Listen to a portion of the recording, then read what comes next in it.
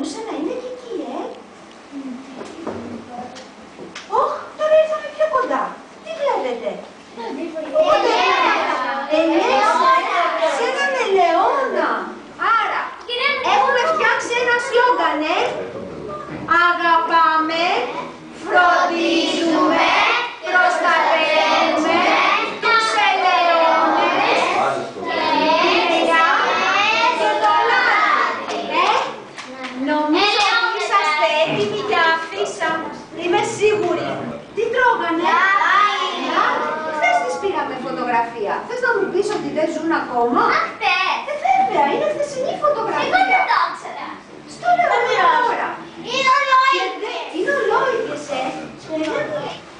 Όταν γυρίσετε το μεσημέρι στο σπίτι, θα δώσετε ένα μεγάλο φιλί στη μαμά. Από μένα.